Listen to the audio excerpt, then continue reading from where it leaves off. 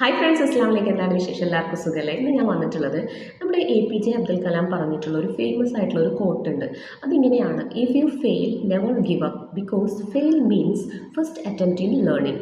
അതായത് നമ്മളൊരു കാര്യത്തിൽ പരാജയപ്പെട്ടാൽ നമ്മൾ പരാജയപ്പെട്ടല്ലോ എന്ന് വിചാരിച്ചിട്ട് ആ കാര്യം ഉപേക്ഷിക്കരുത്.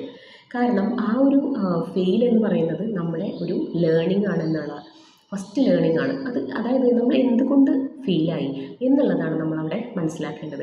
ആ കാര്യം അയ്യോ ഞാൻ ഫെയിലായല്ലോ എന്ന് വിചാരിച്ചിട്ട് ഒഴിവാക്കുകയല്ല വേണ്ടത്.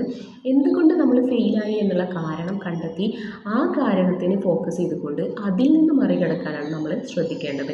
Experience is the best teacher എന്ന് പറയാറുണ്ട് അല്ലേ? കാരണം നമ്മൾ പലതും പഠിക്കുന്നത് നമ്മുടെ അനുഭവങ്ങളിലൂടെയാണ്. നമ്മുടെ സ്കൂളിൽ നിന്നോ കോളേജിൽ നിന്നോ പഠിക്കുന്നതൊന്നുമല്ല, നമ്മുടെ അനുഭവങ്ങളിലൂടെ നമ്മൾ ഒരുപാട് കാര്യങ്ങൾ പഠിക്കുന്നുണ്ട്. അപ്പോൾ നമ്മൾ ഇപ്പോൾ ഒരു കാര്യം ചെയ്തു, പക്ഷേ നമ്മളതിൽ പരാജയപ്പെട്ടു. ഓക്കെ, എന്നെക്കൊണ്ട് പറ്റില്ല എന്ന് വിചാരിച്ച് നമ്മളത് ഒഴിവാക്കരുത്. വീണ്ടും നമ്മൾ ട്രൈ ചെയ്തുകൊണ്ടിരിക്കണം. കാരണം ട്രൈ ടിൽ യു സക്സീഡ് എന്നാണ്. അതായത് നമ്മൾ വിജയിക്കുന്നത് വരെ നമ്മൾ എന്ത് ചെയ്യണം? ട്രൈ ചെയ്തുകൊണ്ടേയിരിക്കണം. തീർച്ചയായിട്ടും നമുക്ക് തന്നെ മുന്നിൽ ഒരുപാട് ഉദാഹരണങ്ങൾ ഉണ്ടാവും.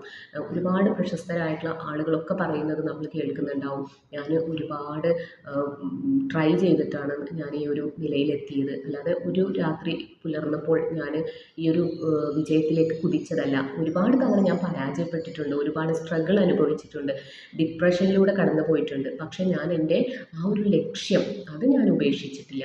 അതുകൊണ്ടാണ് ഞാനിവിടെ എത്തിയതെന്ന് പലരും പറയുന്നത് നമ്മൾ കേട്ടിട്ടുണ്ട് അല്ലേ? അപ്പോൾ അതുപോലെ തന്നെയാണ്. ഞാനൊരു ഉദാഹരണം പറയാം.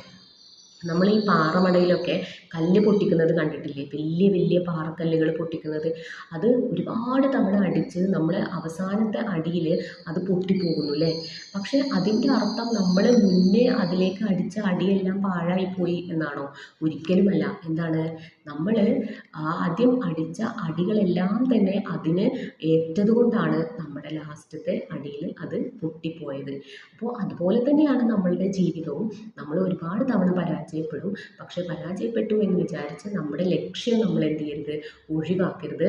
അതിൽ തന്നെ നമ്മൾ ഫോക്കസ് ചെയ്യുക. എന്തുകൊണ്ട് പരാജയപ്പെട്ടു എന്നുള്ളതിൻ്റെ കാരണം കണ്ടെത്തി അത് നമ്മൾ സോൾവ് ചെയ്യാൻ വേണ്ടിയിട്ട് ശ്രമിക്കുക. തീർച്ചയായിട്ടും നമ്മൾ ഒരിക്കൽ വിജയിച്ചിരിക്കും, അത് ഷുവറാണ്. ഒരിക്കലും നമ്മൾ വിജയിക്കാതെ ഇരിക്കാൻ സാധ്യതയില്ല.